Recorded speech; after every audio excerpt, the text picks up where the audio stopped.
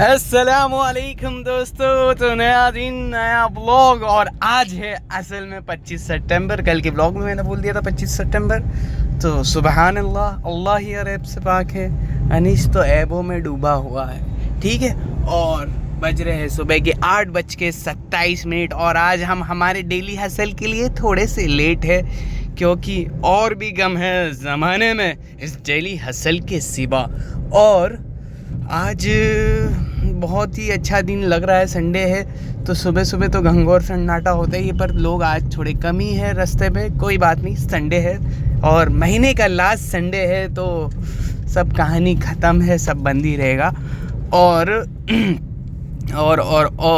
آج ہم شوٹ کر رہے ہیں سیمسنگ گلیکسی فلپ 3 سے، جو ہے کریم کلر. 1 دن کی وارنٹی اس میں باقی ہے. فل کٹ ہے، 8128 ہے. صرف اور صرف 37,000 روپے میں ہم سیل کر رہے ہیں اسے، ٹھیک ہے. یہ تو ہو گیا وہ اپنا کانسیپٹ والا. اور آج ہمیں بات کرنی ہے. ابھی میں صبح ایک مشورے میں گیا تھا، تو وہاں پر جو ہے ایک خان صاحب تھے.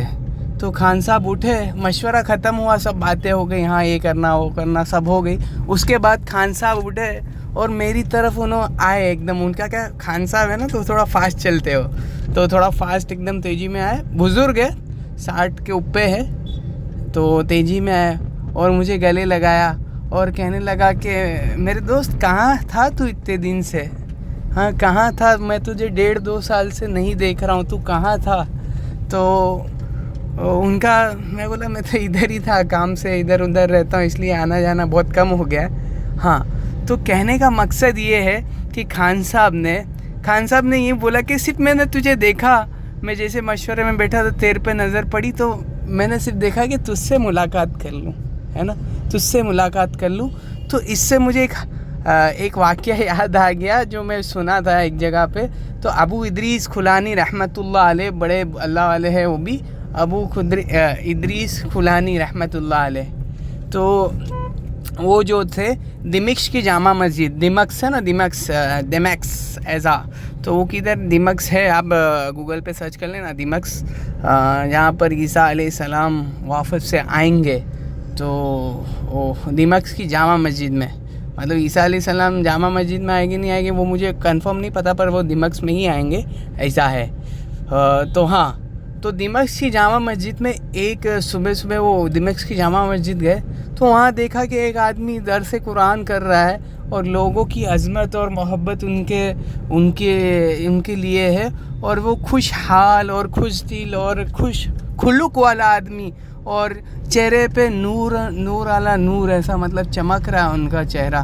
تو لوگوں سے پوچھا کہ یہ شخص کون ہے؟ تو لوگوں نے کہا یہ معاذ بن جبل رضی اللہ تعالیٰ عنہ ہے. اچھا، تو انہوں نے ابو ادریس کھولانی رحمۃ اللہ علیہ نے کہا کہ اگلے دن میں ان سے ملاقات کر کے میری دل کی بات کہوں گا، ٹھیک ہے.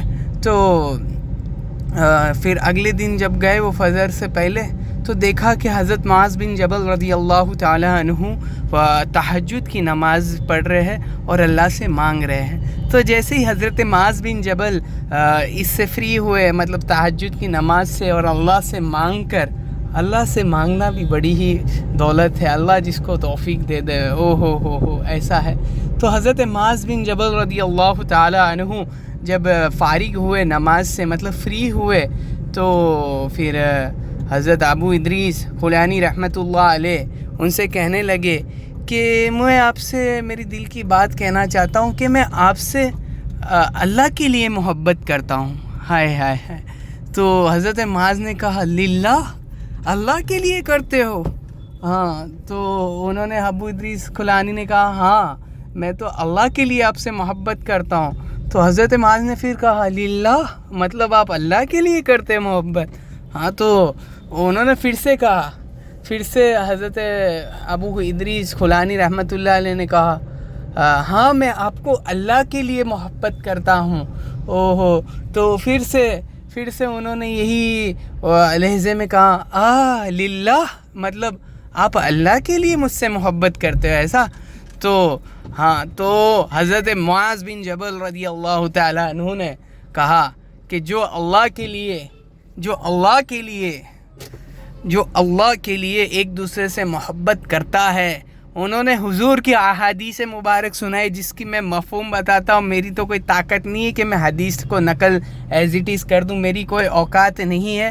بٹ انہوں نے کہا میں تم کو ایک احادیث بتاتا ہوں جو حضور نے مجھے بتائی تھی کہ جو آپس میں ایک دوسروں کے لیے صرف اللہ کے لیے محبت کرتا ہے، جو آپس میں ایک دوسروں کے لیے ایک دوسرے سے ملنا جلنا اللہ کے لیے کرتا ہے، اللہ کے لیے کرتا ہے، جو آپس میں ایک دوسروں کو گفٹ ایکسچینج اللہ کے لیے کرتا ہے، جو آپس میں ایک دوسرے کے ساتھ اٹھنا بیٹھنا اللہ کے لیے کرتا ہے، تو اللہ تعالیٰ اسے جو ہے اللہ تعالیٰ خود فرماتے ہیں کہ میرے لیے واجب ہو جاتا ہے کہ میں ان سے محبت کرنے لگوں، میں ان کو اپنا پیارا محبوب بنا لیتا ہوں، ان بندوں کو جو ہے کہ جو میرے لیے آپس میں محبت کرتے، جو میرے لیے آپس میں ہدیہ ایکسچینج کرتے ہیں، جو میرے لیے میری محبت اور میری رضا